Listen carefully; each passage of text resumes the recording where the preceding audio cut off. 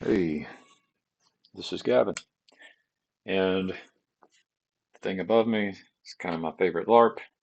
I'm trying. It's my favorite LARP because Jason is very serious.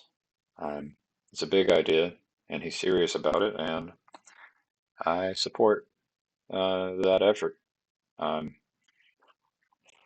if I'm giving my time to the virtual world here on the internet, um, this is my favorite thing. Transforming deserts into green space, providing a reliable supply of food, water, and shelter to everyone on Earth. That's a pretty good idea. Um, and Mr. Griswold recommended that I don't leave it up the whole time, so let's just hide it. There we go. So that was my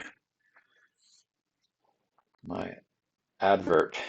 I was adverting your attention. You came here for me, met with Paul, and um, and so that's what we're gonna do. So let's do it. Hi, this is Paul. I don't have a lot of time today, but I want to do a little bit of commentary on the recent religious wars of the pandemic endgame by Rebel Wisdom. I saw this pop up. I noted the religious thing.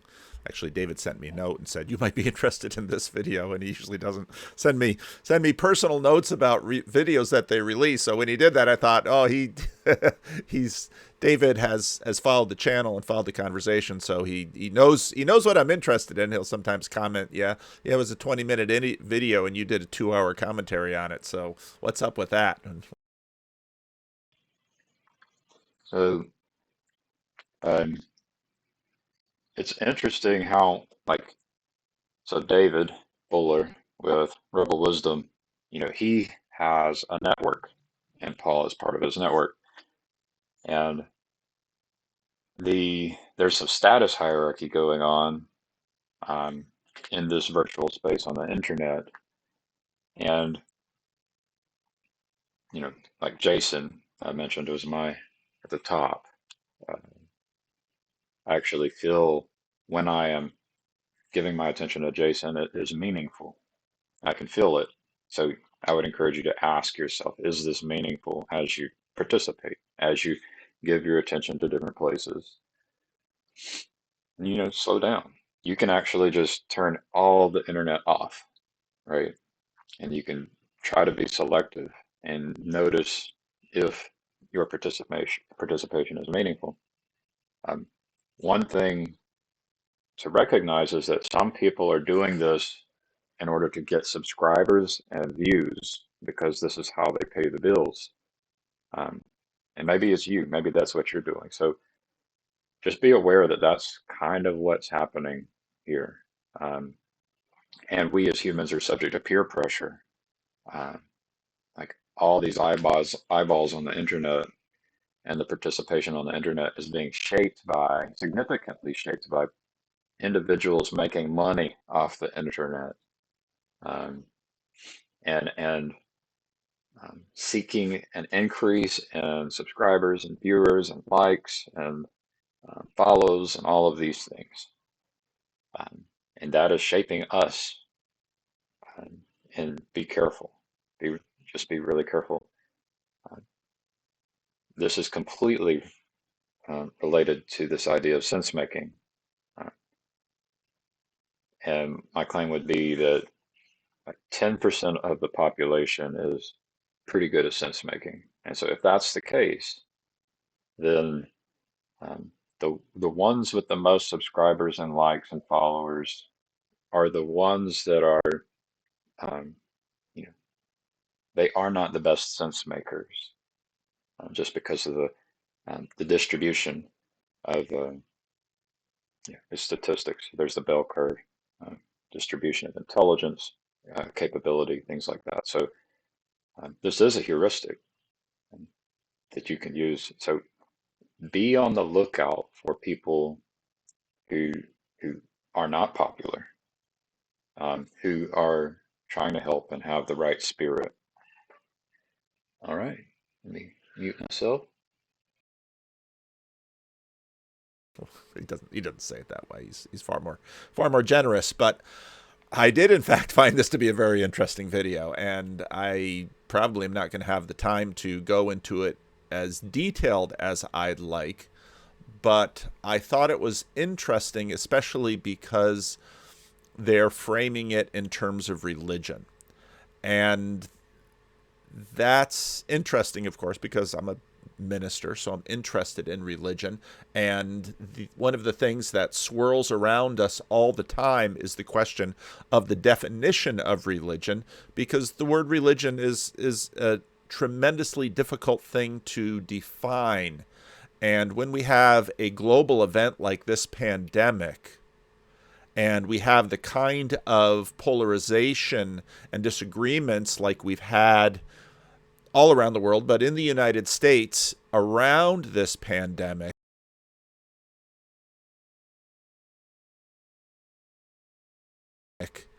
it's a moment when we should probably be paying attention and learning, because there's stuff to learn about ourselves. So let's jump in.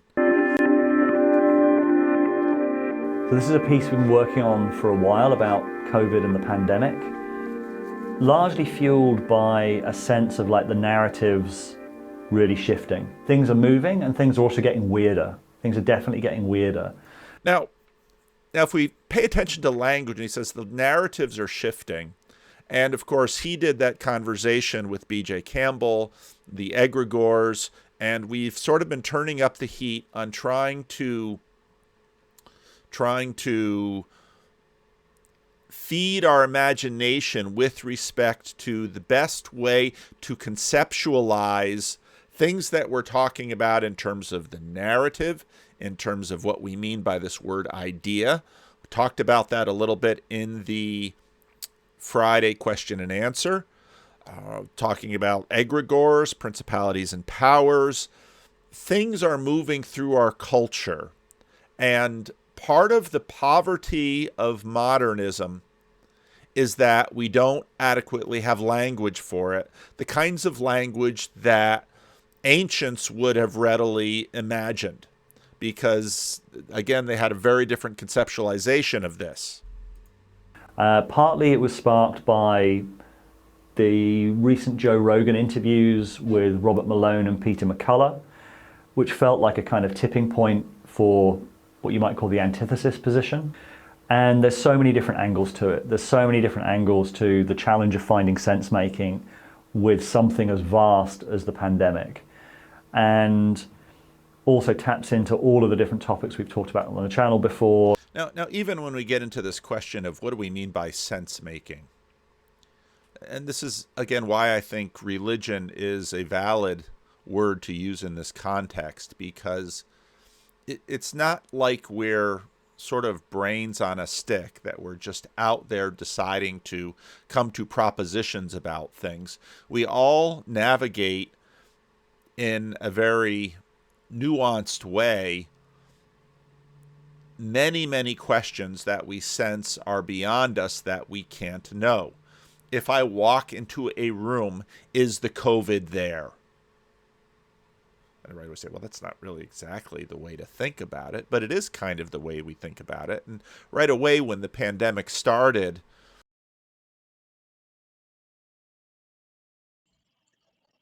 So when I walk into the room, is the COVID there?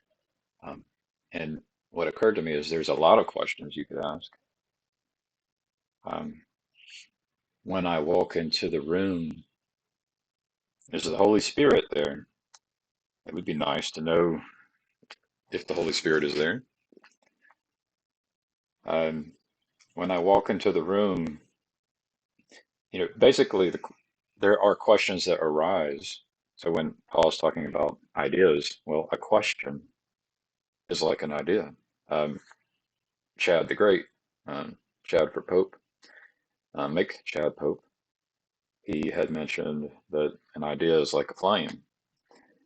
Uh, the thing is you can have ideas that emerge from your experience and your environment, um, like, and that means that you're reacting. You can be a reacting person, which is what we are. We're all doing it to some degree. But there's another mode of being, which is seeking, which we're not all doing. And I would say that's where I talked about the 10%. It's like very few people are seeking, um, trying to formulate the questions. And so a reaction might be, is the COVID here? But a seeking person might say, um, just when you encounter this question from Paul, is, does it matter if COVID is here? Right? Um, because the narrative is there is an assumption. There's some people who have this narrative that we just assume that we should be asking this question, is the COVID here? And the thing is, there's many situations when we're with groups of people when we shouldn't be asking, is the COVID here? It's a depends on the individual and where they are and their situation and their choices and where they plan to be and their goals. Most individuals probably should not be asking, is the COVID here? Most individuals should not. But there can be a narrative uh, which captures the mind, some kind of a non-Holy Spirit which captures the mind. So if it makes you ask a question that isn't relevant to your goals, then that means that you are being possessed by a spirit that is not good. Now, Paul, he might actually need to know about this question because maybe he has people coming into the congregation who are susceptible, um, but maybe not. Maybe he's created a situation in the congregation to say, if you are susceptible, please use Zoom. And then once you do that, it's no longer your fault if you get COVID and pass it along, right? But he might be in a situation where he's got a family member who is susceptible to COVID. So we just don't know. Um, we don't know if we should be, if that other person should be asking that question, but we can look at the data and we can see that it's a very small percentage of the population that should be asking the question. And then there's even questions like, is death bad? Is it bad if old, sick, fat people are dying from COVID? Is that a bad thing? Um, right? And for me, what comes to mind is it's good and bad. There are good things that come out of it, and there are bad things that come out of it. Everything that is called bad can be transformed into the good. And obviously, we need love. Um, but I have an article about how we should have responded to COVID, and it's at the root, it's a healthcare problem. And we didn't treat it like a healthcare problem where we noticed that our health care services are inadequate. Um, that's not what happened. Um, that the reactive force is to treat the symptoms instead of the root problems. The root problems being that we don't have the resources to handle an uptick in the amount of people who need healthcare services. And we're not even concerned about handling that situation, or that's the way it appears from my perspective.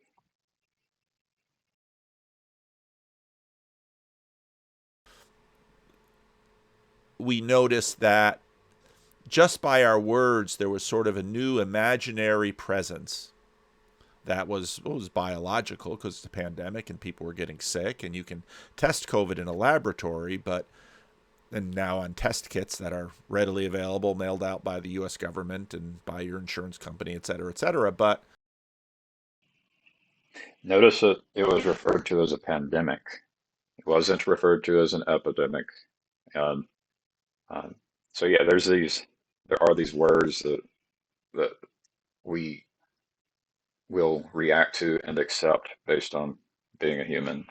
Um, but the words we use, we could be more careful with them so that so that we are aware of how they shape our religion, our actions. And so, um, when people call it a pandemic, it is a choice that, well, whether or not it was a choice, the effect is that we have fear, right? So for me, a pandemic would mean that I am at risk and my family is at risk, and that everyone's family is at risk. Um, but that's not the truth.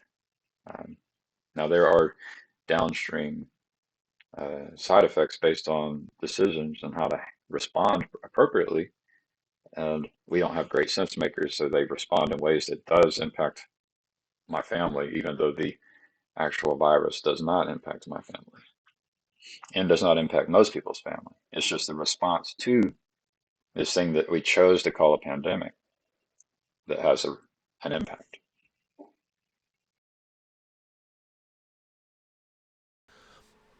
How exactly does this filter through everything that we are and do? There's a free speech angle to it. There's the culture war angle. There's the fragmentation. There's the different levels of how we're emotionally hooked by certain narratives. And the one that really came through strongly while we were pulling this together was the sense of like the religious dimension, the almost the theological dimension underneath it, that's fueling so much of the passion and the certainty and the warfare, and also these kind of religious manifestations of kind of scapegoating and clean and unclean, particularly regarding like the vaccine situation. And then Okay, we should slow that down because we should figure out, well, exactly what sense of religious is he talking about here? hooked by certain narratives. And the one that really came through strongly while we were pulling this together was the sense of like the religious dimension, the almost the theological dimension underneath it. Okay, so what do we mean by that? So Scott Adams would talk quite a bit about two movies. And in this sense, we're sort of seeing religion as an interpretive filter. It's an interpretive filter by which we're all looking at the world through a particular perspective. Now, we might imagine, let's see if I pull it back a little bit. So basically, you've got a degree in which you've got two people looking at the world through two different religious filters. Yeah, so this is good, and it's simplified for a lot of audiences, but it's just a model, and the models. I think Jacob Patriarchy said this morning in a comment or last night. Models are never true, um, in the sense that they are not perfect, but some of them, like yeah, no model is complete, right? That's the idea. The map is not the territory, but some models are useful. So this is a useful model. It's actually way more complicated because you have a religion. He's going to talk about radio. You got different channels on the radio. You got different channels on your television, different channels on your internet. So you end up with many different stories or narratives. So it's way more complex than just two. I just wanted to add that. Now, even this drawing looks very modern and materialistic because it sort of imagines that what we might call base reality is sort of this material thing that we are looking at, and of course we're interpreting it through our own religious filters, and that's true. And part of the transformation that's been going on is we recognize that this isn't just a matter of perspective, but in terms of the first personal world, we're also constructing the world that we live at, that we live through. There are, of course, all of these value hierarchies that are part of what makes up a religion. And in fact, there are many components which intersect in terms of religion. And so we're going, and when you have a situation like this, you're going to get a high degree of polarization where people seem to be living in different worlds, even though in fact they are both dealing with a world that is constructed of all of these things. So like, where are you living if you're in a world where you step back and can see it? So like you can be trapped within a world and not be able to see out of it. So like you're in the box. or you can think out of the box. I think there are these like the Keegan models of reality. Um, but yeah, so people are trapped in their bubbles, and then there is an ability for us to step back and acknowledge that there are these bubbles which can trap us. And then there's a move where we can know that we are in a bubble as well. And so there would be another step back, and you could do that infinitely. Um, well, it can be done infinitely, whether or not a human can do it or not. Uh, but yeah, we are all in a bubble of some kind. Um, I guess that the only one that we might be able to do, which I think could unite us, is to remove ourselves from all bubbles, and by emptying our mind and not believing anything. Like, and this isn't something I would recommend um, as a way of life. It would just be a practice you do regularly, like meditation, just so it helps you um, to become free from your religion. Your religion is not a thing that um, it is a thing that can trap you, and that is inherently dangerous. And so, being able to periodically step out of it and attempt to, carefully adjust your religion, your stories, your habits and routines, that's a good thing. Do it carefully, and then go back and do a retrospective. Did my changes have the impact that I had predicted that they would have? Much of the passion and the certainty and the warfare, and also these kind of religious manifestations of kind of scapegoating and clean and unclean, particularly regarding like the vaccine situation. And then on the other side, these kind of all-encompassing conspiracy narratives as another kind of religious phenomenon. And yeah, this sense that that's the frame that we've used probably more than any other, in this sense that we're in post-secular times.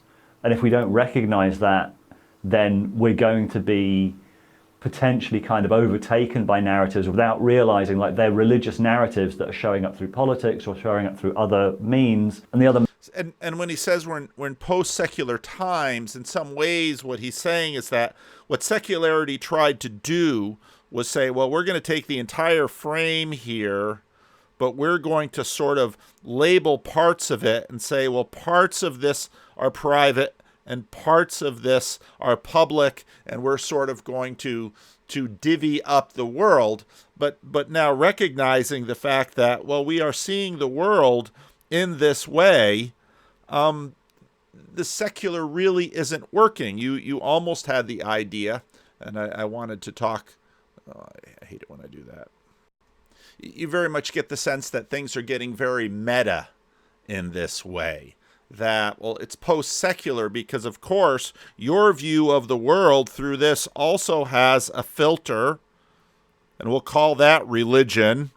And you're viewing this religion and that religion, and you're viewing this, but you're understanding it as first personal rather than third personal, which is down from above.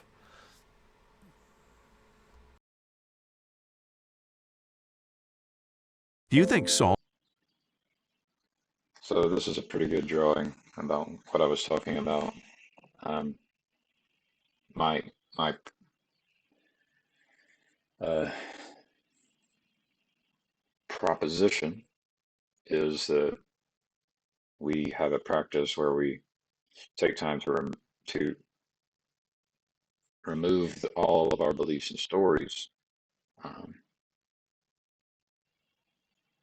step back from ourselves, and do that. Practice doing that in order to learn. Because in order to learn, we have to be willing to change, and in order to change and like if our religion is our actions, and in order to change our religion, we have to somehow get out of it. So there is this dance in which we can step into and step out of our religion and run experiments in order to improve it. One thing in this picture is this value hierarchy pyramid. Like, I think you have to take that pyramid and flip it so that there's one, like, because you can say, well, what's at the top of the hierarchy? What's the most important thing? Um, like, if you're building a house, the most important thing would be a foundation, right? So is God at the top of this pyramid or the bottom of this pyramid? So just be careful with this kind of image of a hierarchy and saying what's at the top of the hierarchy. Maybe you could say, in my hierarchy, what's the most important? Where should my attention be? What should be the grounding and the foundation for my attention? And it's something like love God and love your neighbors. That's the foundation. And maybe the top of the hierarchy, or the most important part of the hierarchy, is not the top, it's the foundation.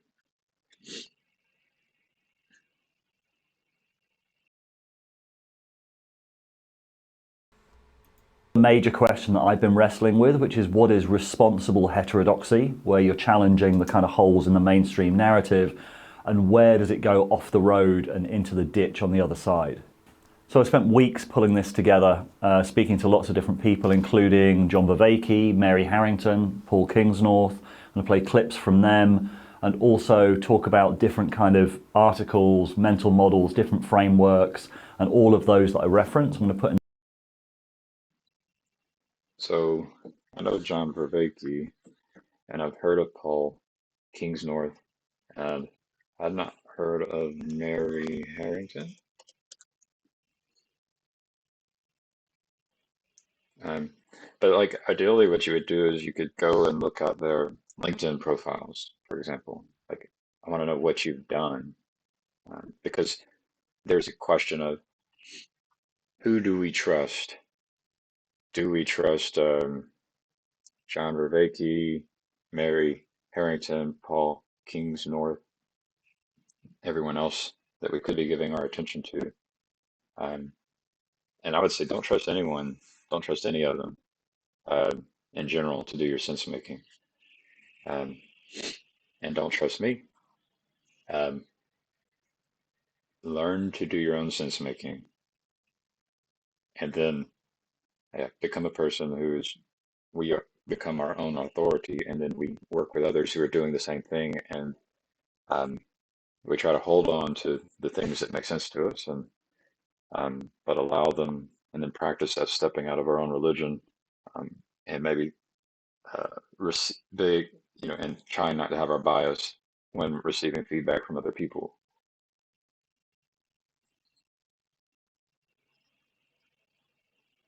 Um, so John Vervaeke and the mind, Paul Kingsnorth and the religion, um, Mary Harrington.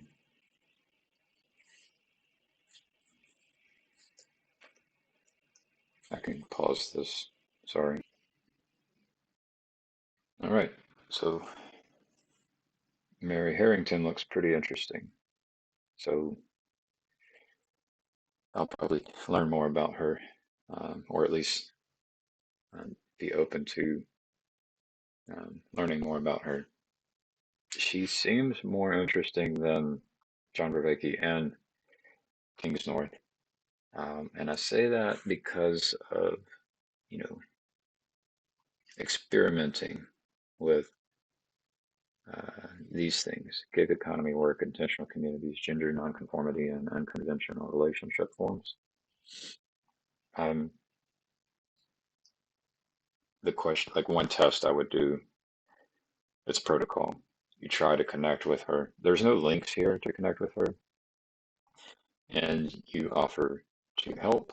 Um, you can link to your own LinkedIn profile, for example, um, and that's how you can tell if they are serious um, and or competent, right? So if they're competent, then they're able to um, allow volunteers to help improve efficiency, help improve productivity, and do error correction.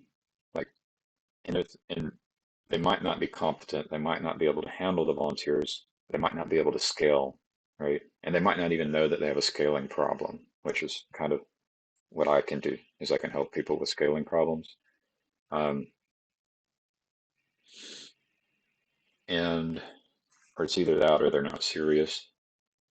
If I were going to, yeah, is it ignorance or malevolence?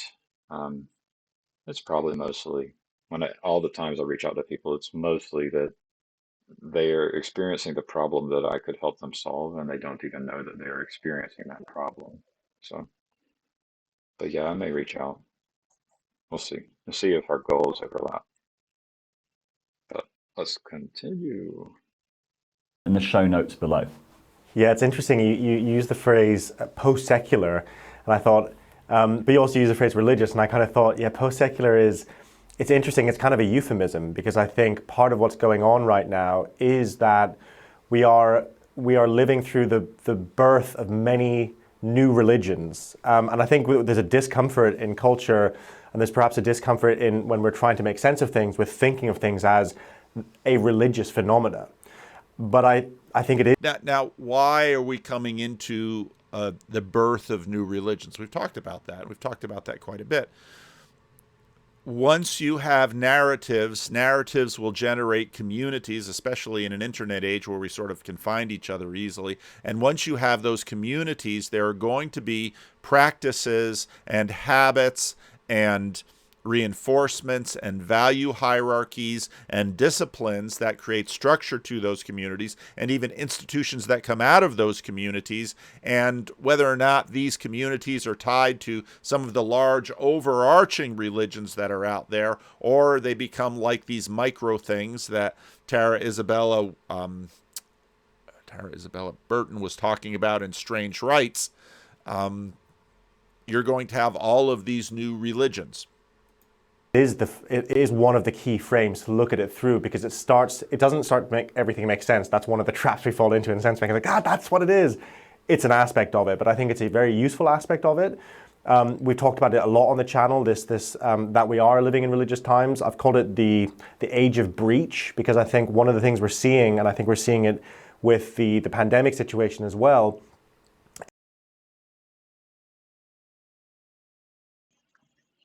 I thought this was interesting. It mentioned GameStop. So GameStop is the Wall Street Bets organization.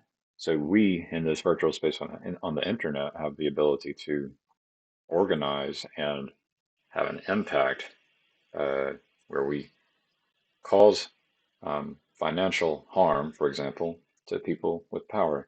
Another way to put it is we put people's power at risk. So that's powerful. This virtual space we're in is very powerful. That's why I like the idea of allowing things to scale and to exist peacefully, and to have systems and protocols and processes by which we can scale up in order that we can take control. We actually embody the proper way of being, doing the learning, the error correction, and growing organically until we've figured out how to include um, the maximum number of people possible, hopefully everyone. And everyone has a sense of meaning and purpose. And you instantiate it into the real world. Um, and it's not by force. It would just be that we would take what we have learned into our local communities um, and implement it at the local levels. And, our relationships with our spouse and our families and our neighborhoods and our cities, states, countries. It would all, there is no, the problem is that there is no way for us to experiment effectively in how we um, allow for society to be most productive and efficient and peaceful and good and seek the ideal. We have not been able to do this, but now with the internet and these virtual spaces, we can do this. We can actually do the research, the R&D, and it's low cost. It just requires participation. And I'm I'm the guy who's interested in making it scale to the world, right? Using Starlink and whatever. So things we're seeing, and I think we're seeing it with the pandemic situation as well, is sort of proto-religions forming online in this kind of imaginal space of our imaginations. It's all words, it's all videos, it's all kind of images. And the final thing I want to say about that is that it's not a bad thing. Like the return of a kind of the unconscious, the irrational, and the, for want of a better term, religious, is something that it's a deeply human thing. This is the first time in history we haven't had it, pretty much arguably since the birth of what we would call modern kind of Homo sapiens, or at least not had it as a deeply institutionalized kind of aspect of culture. And I think we have to roll with it and take it on its own terms rather than trying to move away from it, because we need it to make sense of what's going on. At some point you have to ask, what are the things that developed the secular, and if in fact the secular was sort of. just going to pause. Repeat. We need it in order to do sense making. So it is the narrative or the story, the irrational, the imagination, the imaging and the dreaming. And I guess the it might be that it needs to be institutionalized. I would say that it needs to be incorporated.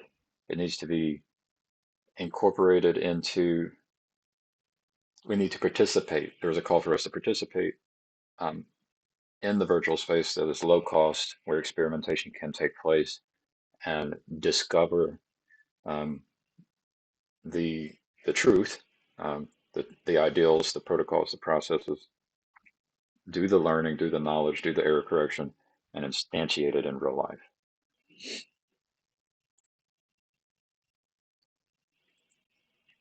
Of a monofocal perspective on the world, well, maybe not only a visual perspective, but an audio perspective. This from The Rest is History, the Birth of the Modern World, from their thesis about 1922, where a bunch of these things came together. You know what also the Daily Mail also created, which is a huge part of the culture of 1922, and in some ways you could argue the year's most lasting and important legacy? Radio. Right. So tell us about radio, Dominic. So, people have been experimenting with radio broadcasts and whatnot for years. The key person in Britain is a man called Marconi, who set up the Marconi Company, who's obviously an Italian immigrant. And in 1920, he gets sponsorship from the Daily Mail to do the first live entertainment broadcast, which is done by Dame Nellie Melba. She sings a song, and the Marconi Company broadcast it. And this is one of their, the Daily Mail are hugely into stunts at the beginning of the 20s. So at one point, Lord Northcliffe invents a new hat, for example. and they're always trying all these different wheezes. Why are they not doing that now? I think they probably are. I mean, I haven't invented a new hat for them, but give it time.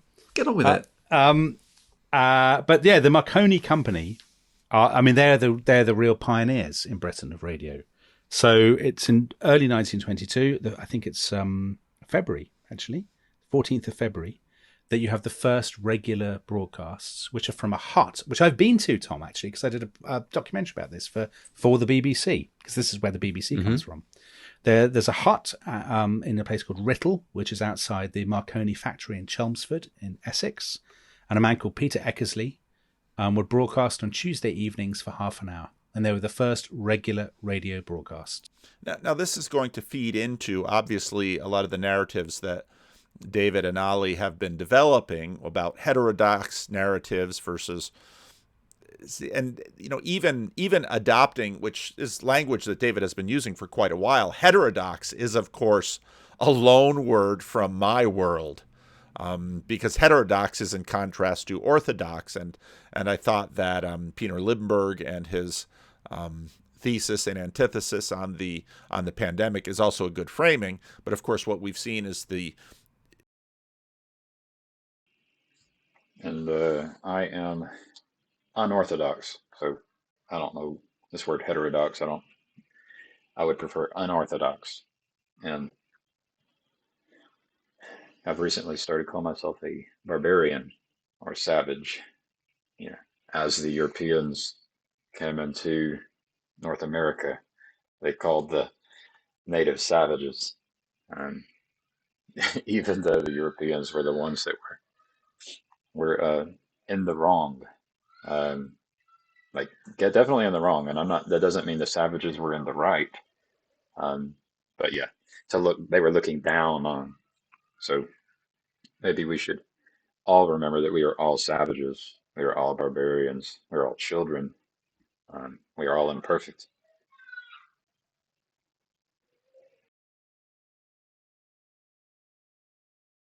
Is the way that this stuff has proliferated. You've certainly had polarizations where you have competing poles, but you've got all of this within. Now, part of what happens with these successive technologies as they move into as they really create the modern era, you of course have the printing press at about the same time that you get the Protestant Reformation.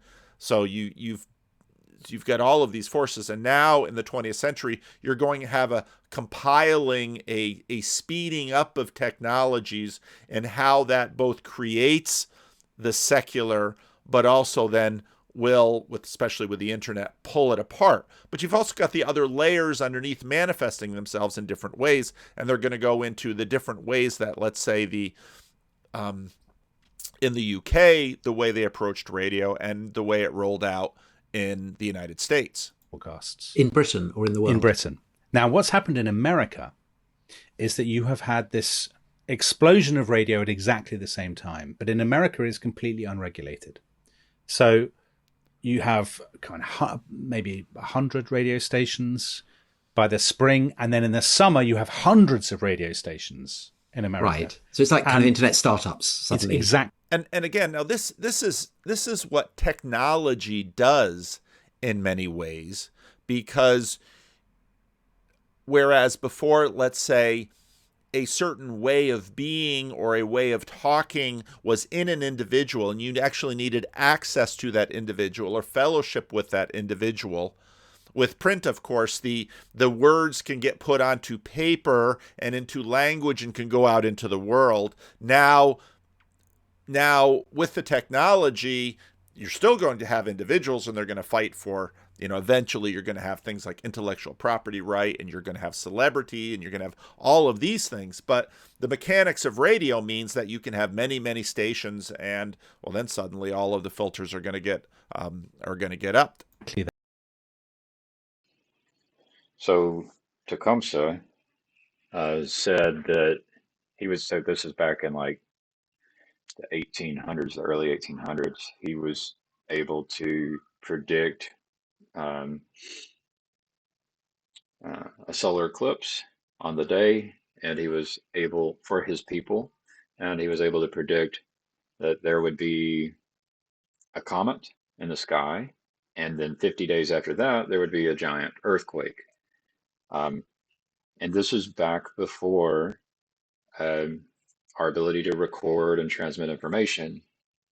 And so there are these prophets, there are these people who are connected to God, or so I think they were so good, they were just mostly born this way. They were born so good that they have access to information that the normal person doesn't have access to. And with this internet age, I'm just waiting for the prophet to show up, because the prophet has existed throughout history. And with the birth of the internet, as it will allow us to actually identify the sense makers. Like if you're talking about a sense maker, having someone that's able to predict the future, that is special. So when that happens, when you have people who are able to actually predict the future, they should receive a lot of attention. and that attention will grow. And we will, I mean, that's when we will have the opportunity to develop a religion that incorporates, there's a missing piece. And the missing piece is we aren't good at identifying the humans that are the great sense makers and incorporating those people into um, our institution, our religious institution. We are not good at doing that. So, for example, Tecumseh was being ignored by he wasn't respected and revered by his Native Americans, his own people, his uh, the British and the English and the French. He was not being revered. He was only being revered by those that were with him, as Paul's talking about. But in this new world, we have the ability to become connected with special people.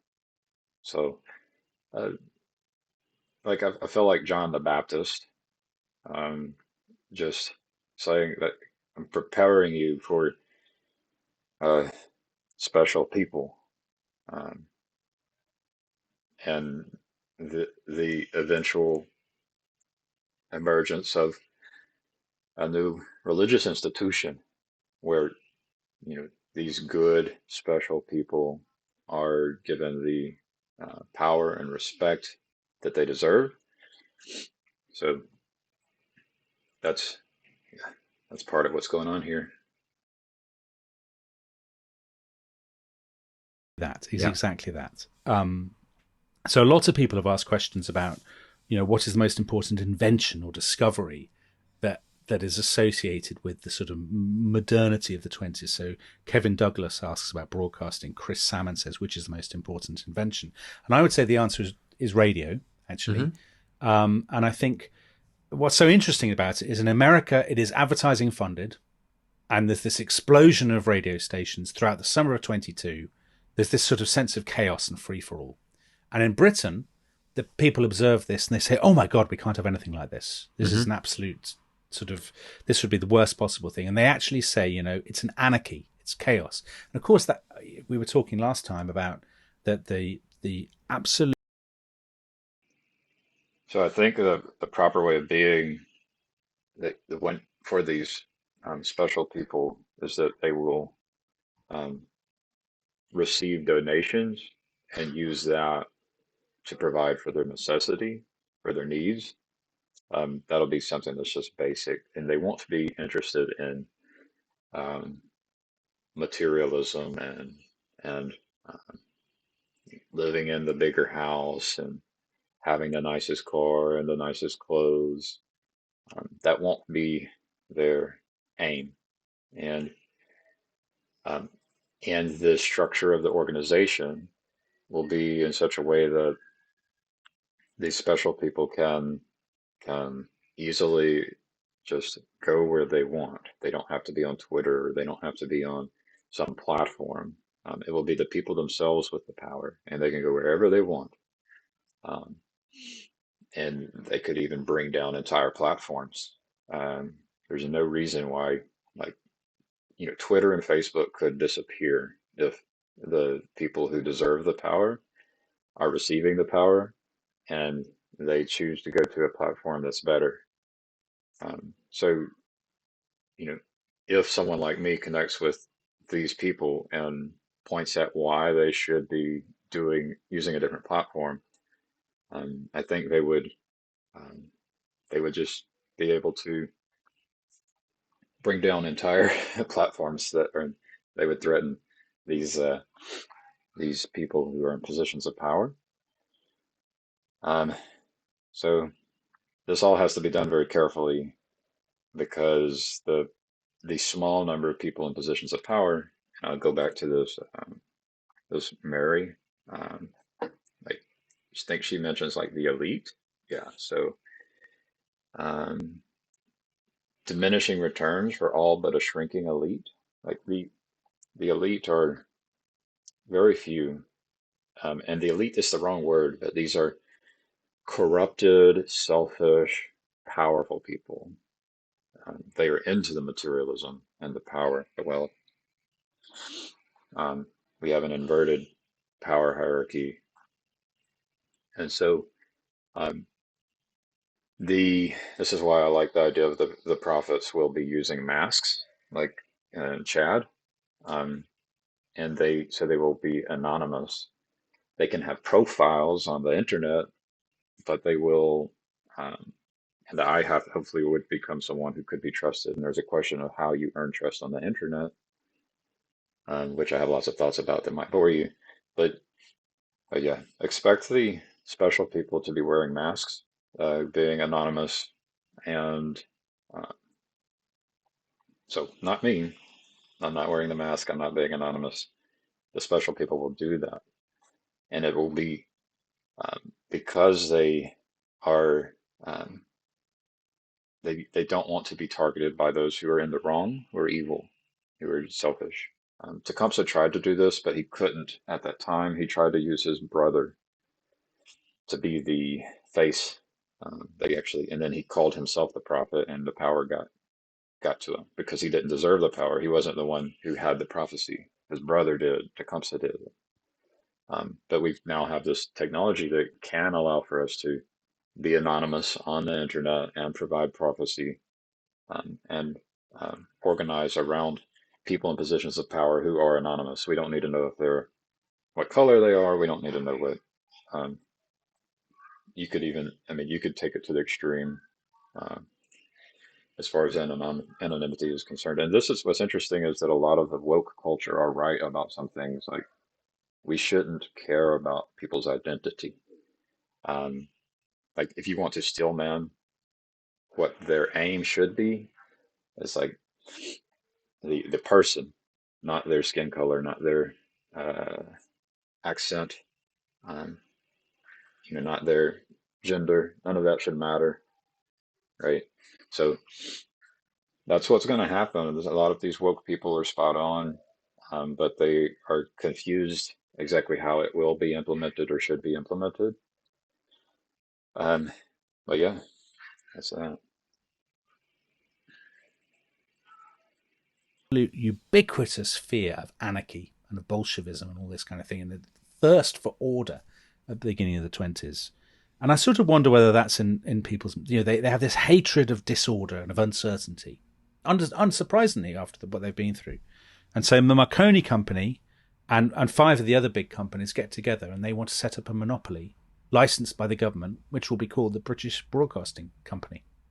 And that's what basically happens. And that's what happens. So they get together, and by October they have formed what becomes basically the BBC. And the BBC starts its first regular radio broadcast on the 14th of November 1922. And to listen to them, you need a radio set, which are, they're not cheap, and you have to pay a 10-shilling license fee. And the license fee... So right from the beginning, the license fee is there. The license fee is there right from the beginning. What is... Yeah, so the inevitability that comes as the special people who are anonymous, the anonymous kings, the true Christians who are trying to be Christ-like, they aren't in it for themselves, and they aren't trying to glorify themselves. They will, there will be conflict. There will be war against these materialists. And the way that war is fought is, it will be a good war. I've got lots of ideas on how to fight a good war. And it's nothing, I don't think it's anything to worry about. I don't even think it has to be lethal. Like, the good war can be fought without killing people, when done correctly. So it's, first we just have to organize and get the sense makers who know how to win a war without drawing blood. So it can be done. Welcome to the group. Isn't there right from the beginning is complaining about the license fee, which comes in later. Right. But you know who despises the BBC, Tom? Our old friend from the previous episode, Virginia Woolf. Does she? She does not believe in... she's horrified by the idea of bringing high culture to the masses. because she says, Why? "Oh, they won't understand it. It'll destroy her culture. It's They're all not right." carbuncular. So You can see how all of these things are developing, right? Wolf complains at one point that the BBC's first director of talks, who is this pioneering, extraordinary woman called Hilda Matheson,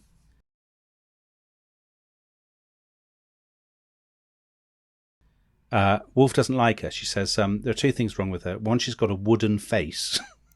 Right. And the other, Virginia Woolf's face famously mobile. of course. Virginia Woolf of all people. And then Virginia Woolf says the other thing she doesn't like her is that she lives in South Kensington. The vulgarity. She regards as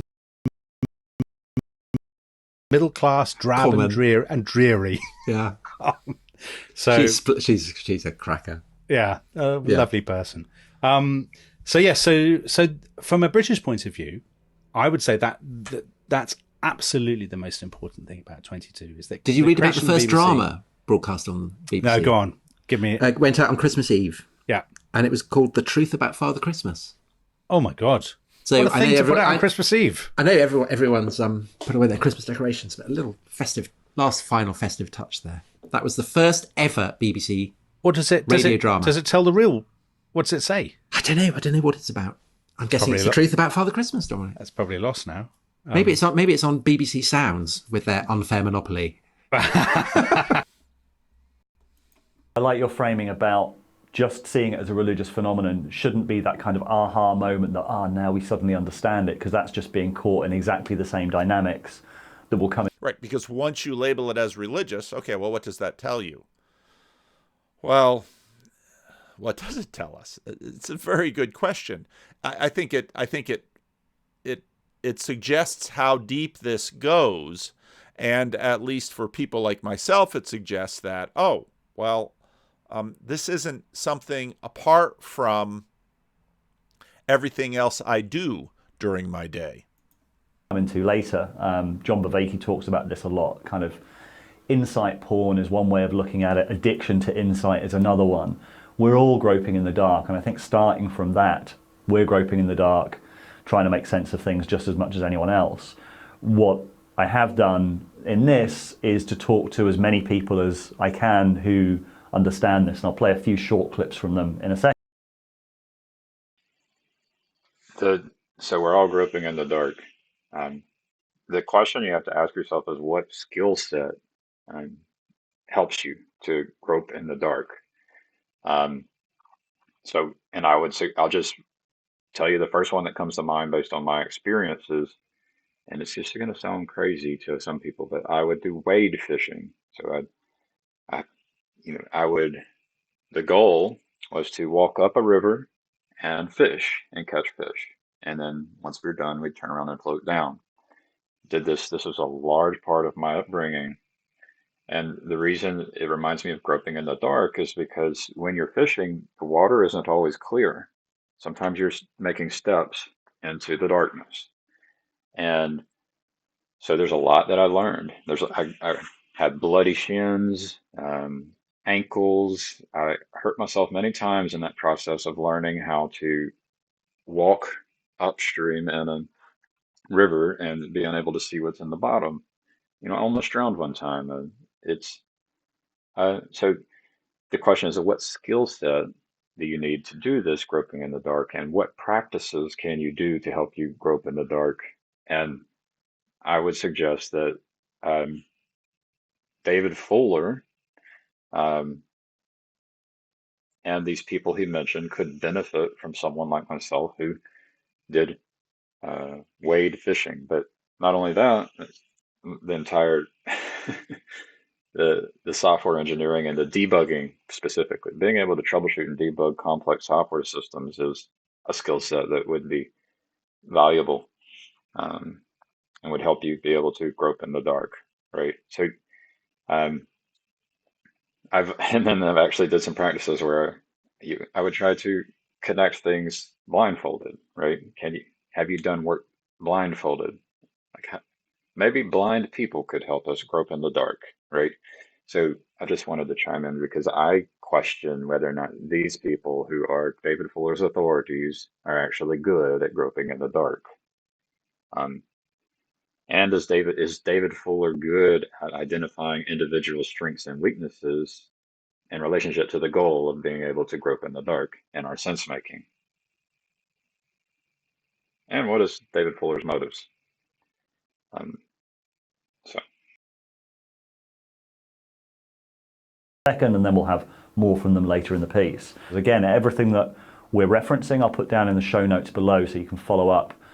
Rebel Wisdom is really about giving people the tools to make sense better, and some of those are practices, some of those are mental models, some of those are links to articles and things that we found that we find really useful. So we'll put all the resources in the show notes. Now, it's even the framing of that. We're here to give the tools.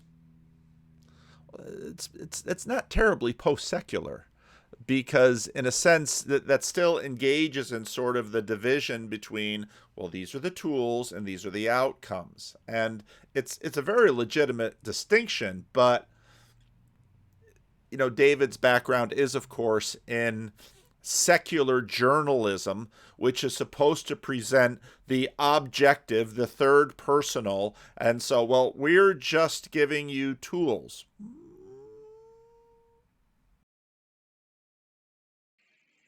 secular journalism, right? That's not like how much problem solving is there, right? And the secular journalism. So, yeah, there's the darkness and there's a goal. You're trying to accomplish the goal based on the information you're receiving. And then you've got your processes and protocols for doing that, for accomplishing the goal. It's not like, it seems like, so the secular journalist goal is to attempt to, if you were to go back to the clip that Paul has where you've got your reality, your base reality, the journalist is trying to understand what base reality is. But that's a different goal than trying to have peace on earth, where all the people where everyone has their own religion, their own view, can exist in peace, right? It's a totally different goal. So one's a sense making with regard to the truth, like Sam Harris truth, like what's the truth? What is base reality? That's not as important as what is the thing that works, what is useful, as Jacob Bacciarreggi was pointing out with some models are useful, right? So it's not what it actually is, it's what is the thing that works. And the secular journalists aren't interested in that for the most part. To be post-secular, well, how post-secular can you be if you're just giving tools? And the first framework that I think is really useful is Peter Lindbergh's concept of the Covert Thesis and the Covert Antithesis, which is, roughly speaking, the thesis is the mainstream media perspective. It's pro-lockdown and masks, universal vaccination, saying that alternatives like ivermectin lack evidence and that vaccine mandates are needed. The antithesis is the counterpoint and alternative, which is generally anti-lockdown, anti-mask, saying that vaccines have been oversold or are actually dangerous. The early treatments like ivermectin have been suppressed, and most importantly, they're concerned that in things like vaccine passports, we're seeing the first step towards something like a social credit system and towards increasingly draconian control measures. Okay, now it's helpful. Now, of course, they're out of the UK. And I just want to point out, like, I think the antithesis here is like, these are like the views that Paul had. So there's one view, there's another view. But notice that there's no view that's actually attempting to accomplish the goal of peace on earth, for example. Just notice that. It's someone has taken the view, and then the antithesis here is attempting to explain why that view is wrong, but everybody's ignoring the goal. Like nobody's explicitly stating their goals. And so if they did, the thesis goal would be something like, we don't want anyone to die, which is absurd because everyone dies. Whereas the antithesis goal would be Um, those people who don't want anyone to die are using, they aren't even being truthful, and they are just using this thing in order to gain power. Um, and the things that they are doing don't even make sense if your goal is peace on earth. So different goals. One goal would be peace on earth. One goal would be, it's not even the goal they actually have, but the goal they say they have. It's not even the goal they say they have, but it's kind of the assumed goal is, let's make sure people don't die. Let's try to save everyone's life that we can. But they never explicitly say that, it seems. And they just assume that it's good, it's a good goal, even though you could be sacrificing something like peace and prosperity. The UK clearly keeps a very close eye on the United States and our media and our media wars and our culture. But what's been interesting is just how overtly religious, using the word religious in a way that Sam Harris would embrace, how overtly religious this whole thing has become. Many, many people have showed that, and they've shown this as basically justification for ammunition and for the fight of their culture war, of course. So yeah, using this. And back to that picture of the religion being the filter, there's even the goal is more important than the religion. Like the goal of the secular journalist or a Sam Harris type would be trying to figure out what base reality is. And then Sam Harris might say increasing people's well-being. And I'd love to talk to Sam Harris about that.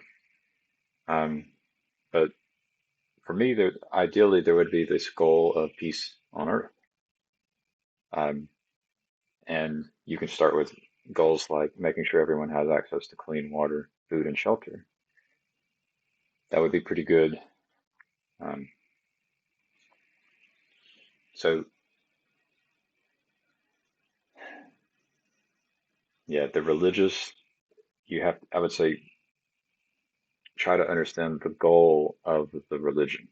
So the story has a goal, something that's being aimed at. And so some people are aiming at trying to know what base reality is.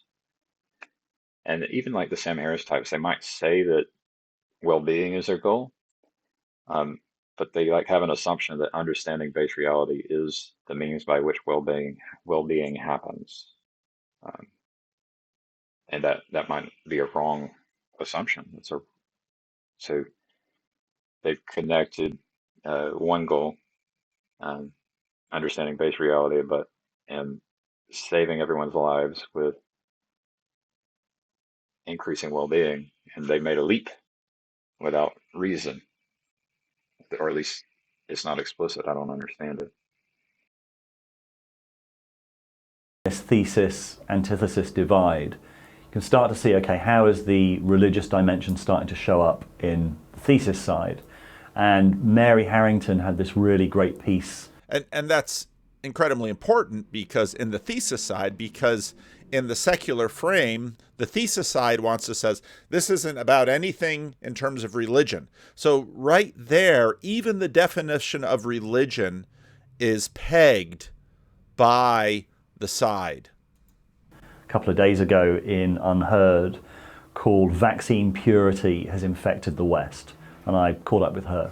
It came to me to seem as though vaccination has become a vehicle for talking about purity and sanctity. And in fact, a lot of COVID rituals, COVID pandemic control measures have become a sort of vector for the re-entry into a sort of mainstream progressive left discourse of something much older, which is to say a sort of purity discourse, which I would previously have associated much more with religion. That's a good point about purity, because purity, the aim at purity, is in contradiction to the aim at peace on earth, because the monoculture, like where you have an idea of what the ideal is, and you've stopped seeking the ideal. You have an idea of what the ideal is. Um, that means you're no longer learning, and you begin to resist other ideas, including ideas where people say, I'm just not sure that's the ideal. I'm going to keep looking. So yeah, there is a purity point here, and it prevents learning and prevents peace on earth. Because my claim would be that in order to have peace on earth, you need to be seeking the ideal and you need to be learning, because we're in a world that's always changing. So anytime you think you found it, maybe you did for then and there, but that doesn't mean it's universal ideal.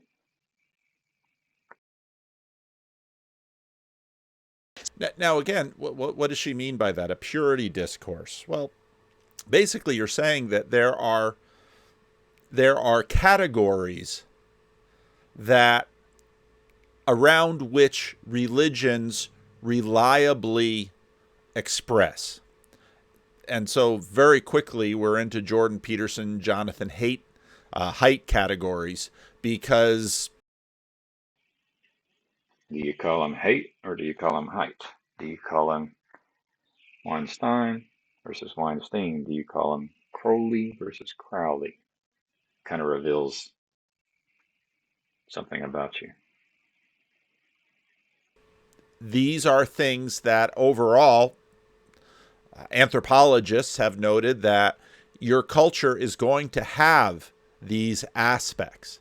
And that then pushes, again, the definition of religion away from ideas about the supernatural, holy books, a bunch of these types of framing, and into the framing that religion is in many ways sort of the base category for first personal viewing of the world. So this is not to say, just to be absolutely crystal clear, this is not to say that vaccination has become religious, exactly, but it's to say it's become a delivery mechanism for something with religious character. Well, you put your faith in Pfizer. Okay. So, again, there is a religious valence, because part of religion is about trust. And those of you... Do you put your faith in Pfizer? Do you put your faith in the WHO or the CDC or the education system, or the pharmaceutical company, or the FDA, or the governments, which and the people that are in the governments and the people who are in positions of power? No. Like, a lot of people do that, but I don't. I think that's wrong. I don't have a lot of faith in in others. I don't have a lot of trust in others, and I think we should be very reluctant to trust. I think that there are processes by which you can earn and gain trust, but it involves temporarily saying, okay, I'll trust you with this. Let's see how it turns out. And you can do that increasingly over time, and develop trust. But I don't, that all of these things that a Sam Harris trusts is not, it's not what I trust.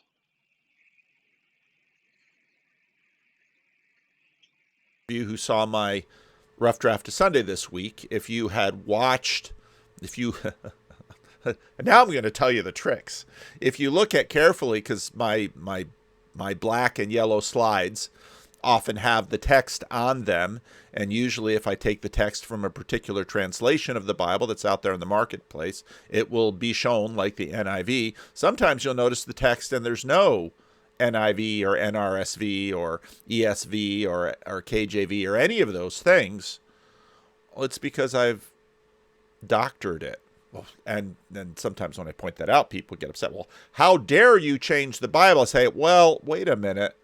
The NIV is the creation of a group of scholars. And I've, based on my own analysis, my own study, my own sermonic decisions, I've decided to use some different words that are very legitimate translations of these words, well within the lexical range. I'm not trying to deceive anyone here. And again, in the Sunday sermon, I swapped out believe, which tends to make everything propositional, very much puts it in the modern frame, into trust, which brings things into the other three Vervaeke P's, the perspectival, the procedural, the participatory. That's where trust is. Believe, it sort of swoops us up there into the propositional. The perspectival, the participatory, the... Yeah, like, I don't trust the Council of Nicaea. I don't trust, like, all the creators of these books. I don't just trust them, but I'm careful that, I don't just automatically assume they're wrong, but I definitely don't automatically assume that they're right. Yeah, I don't have, I guess the reason I have anxiety is because I don't trust people. But it saved my life the other day. I looked left, right, left, and almost got killed. But so I think the sense makers would probably be the least trusting people.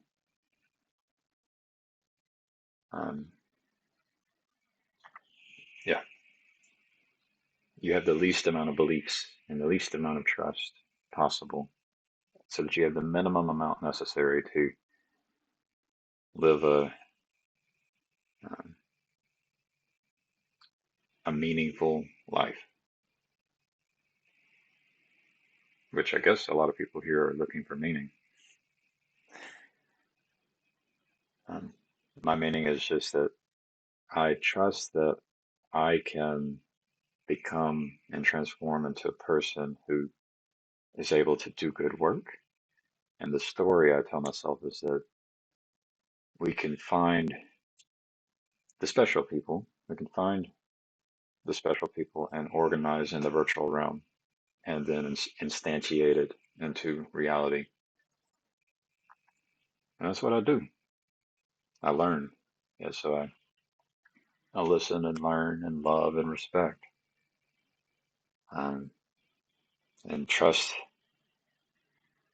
Like, the only trust I have is that I can continue to learn and transform and improve.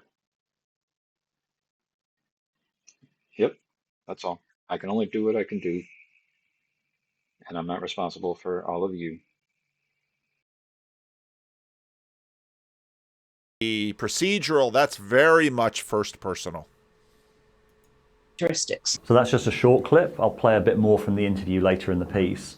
And to be honest, I feel like the antithesis position reached a kind of maturity a couple of weeks before with Paul Kingsnorth, his series of essays called This Vaccine Moment, and then a kind of viral interview that he did. And that was the first time that I really heard the antithesis position expressed in a really considered, really intelligent and... But now, notice, this is the first time he heard the antithesis position expressed from someone who is in the antithetical to the antithesis, someone who is outside or he heard the antithesis. This is where you get the sense of revelation. Very kind of measured way. So there are two conversations you can have. There's firstly, there's the one about, is the vaccine safe and should you have it? And that's a conversation that's been going on for a long time, which everybody's furious about increasingly, because this whole conversation has fallen. Now pay attention here, back to Maps of Meaning and the beginning fork in the road of Maps of Meaning, where Jordan Peterson starts out his book. The world can be conceived of in two different ways. One is a space of objects, and the other is a forum for action. pay attention to how often, as we continue to leave modernity, as we continue to shift from the third personal into the first personal, how often forum for action is the frame that people are leaning into the ruts of the culture war. And that will go on and on and on. And again, as I say, personal decision whether you do that or not. But then there's the other conversation, which is about whether your vaccine status should be used to demonstrate your acceptable position in society. Now, that is something radically new. So Paul, and that, of course, very quickly triggers people in terms of religion, because doesn't religion delineate people's status? And it's not just in terms of this is in some ways triggers the Enlightenment critique of religion in us. So the way I know people's status is if I try to connect with the people with the Holy Spirit and offer a service, do they participate? Are they willing to work with me? And that's how I know, because I know that a special person will be willing to do work with me. And as they do work with me, they will see the fruit of the labor. That's how you see fruit. It's one way. You can see the fruit of the Spirit and expressions. But yeah, if the person, like take Jordan Peterson, if I try to connect with him and he ignores me, then his status is less than these other people who aren't ignoring me. My wife, my children, my family, and those people I'm connected with on the internet and the virtual space. One of which is my favorite LARP is the one I was pointing at, Jason Delport. So you can decide who to trust and how to trust, and you can decide who deserves most of your attention, and you can decide who deserves more or less status. And this is all related to sense making.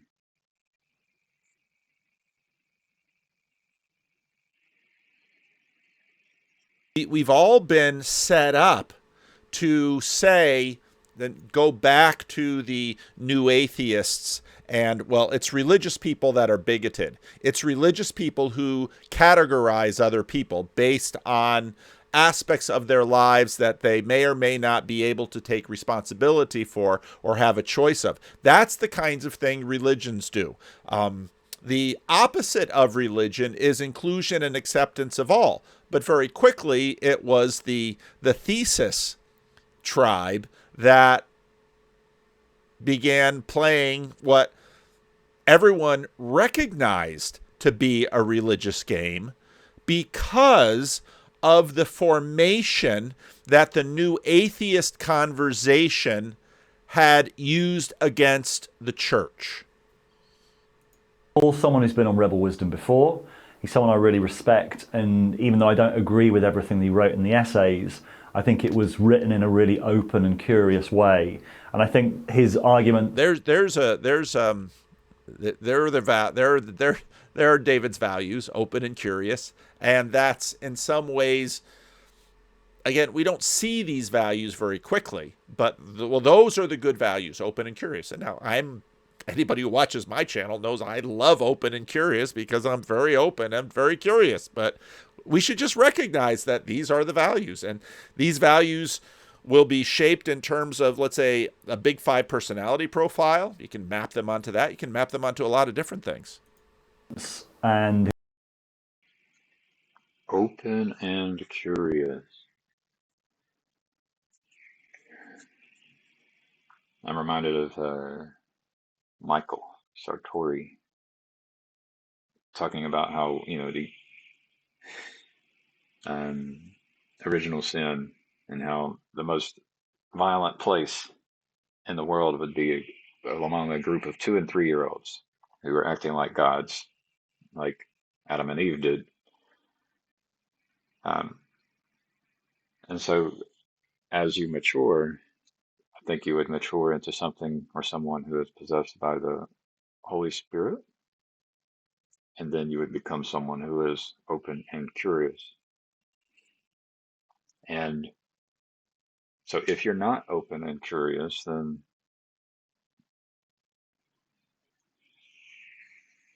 you have some work to do.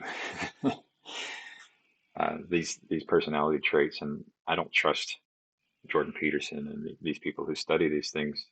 I don't trust the conclusions. Like the conclusion here would be something like, we are all born with a personality that doesn't change. But I don't, that isn't a prescription. Like, to me, a prescription would be, we are all born with a personality, and as we mature, it should be changing toward the ideal personality, the ideal person. So these measurements on personality can be a way to measure people's spiritual maturity and the rate of progress and rate of change and development. His perspective needs to be engaged with. I don't think he's playing a tribal game, but when I read them, I was immediately concerned that it would be seen in a really tribal way. Now, there's an aversion to tribes, which is, of course, again, probably some more latent secularity. Because Ali was just a minute ago talking about these new religions. Those new religions are going to make tribes.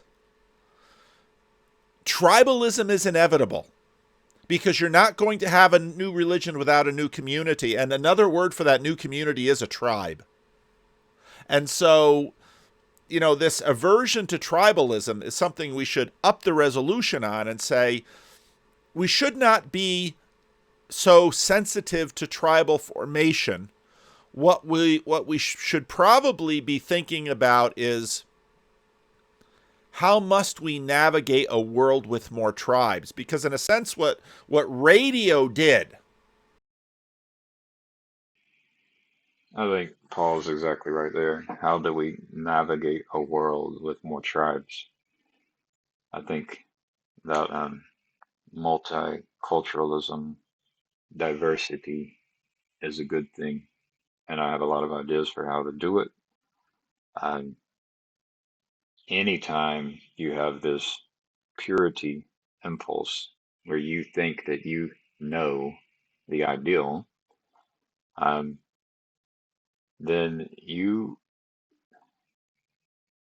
and you expect others, that's the and. Not only do you think you know the ideal, but you look down on others who have a different view or a different life view in a different way, then you are engaging in the way of being that does not allow for diversity. And there are certain ways which results in more harm and violence and suffering and a lack of peace. And so, what is your goal? And I think peace on earth is the best goal. Peace on earth is the encapsulation of love God and your neighbor.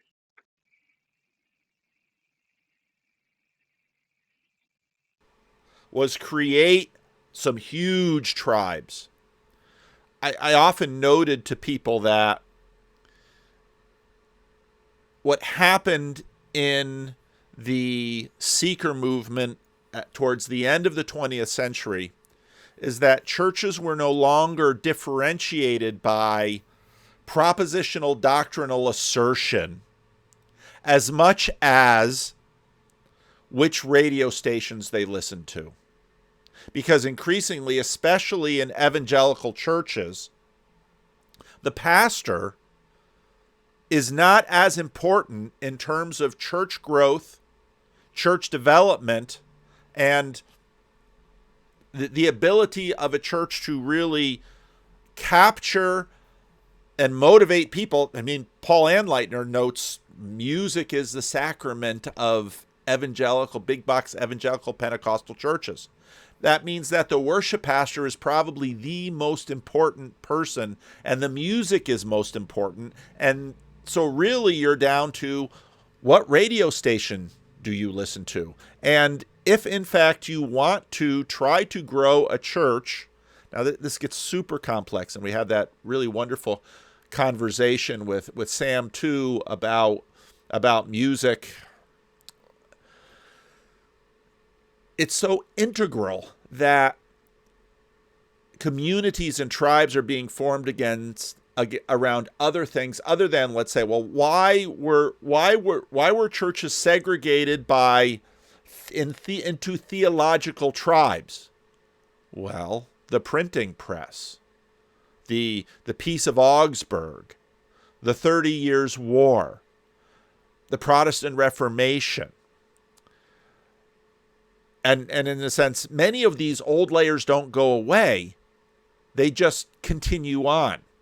Now, I've got 5 minutes here before our conversation, so I got to figure out where to land this plane. So Tecumseh tried to unite the tribes, and now with the internet, there just needs to be this encouraging of the tribes to be on the lookout for the special people. So it's called a competence hierarchy. I think the competence hierarchy is similar to a value hierarchy. And yeah, when you pay attention to Paul VanderKlay, it's like, why are you paying attention to Paul VanderKlay? The reason I am is because he doesn't ignore me, and he is doing good work, and he is leading by example. So, and I'm willing to try to help him scale. So I haven't given up on him wanting to scale, but he just said that it's not the pastor that helps him to scale. So it's not, he doesn't view it as his responsibility. And that's probably good. So, yeah, if you want to make the scale, then it's just, you have to be willing to participate, which means you could try to seek out special people and try to connect special people with each other and try to become a special person.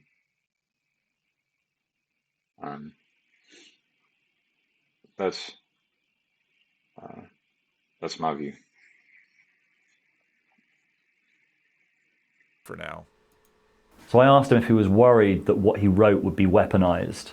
I don't want what I'm writing to be used by particular tribes, actually, and I'm trying to make sure I write it in a way that it's hard for a particular tribe to grab it and use it. But there's always that risk. I think at the moment that's where we are. It's very hard to do anything that doesn't get sucked in by somebody, other than just shutting up. But if you're really successful, you'll make a new tribe. There'll be the Paul Kingsnorth tribe. All right, I'm only 8 minutes and 28 seconds into this thing. We'll see if I return to it. It all depends on my ADHD. But if you haven't listened to this, it's well worth a listen. And there's a ton of stuff in here. A bunch of the John Vervaeke stuff I thought was excellent. I'll be talking to John and Sam tomorrow morning. By the time this is released, I'll actually be having the conversation at the time that this thing is released. So anyway, I've got a church meeting tonight. I've got travel to do. I've got a whole bunch of things I got to do. So sorry for the lack of content, but that's just the way it goes sometimes.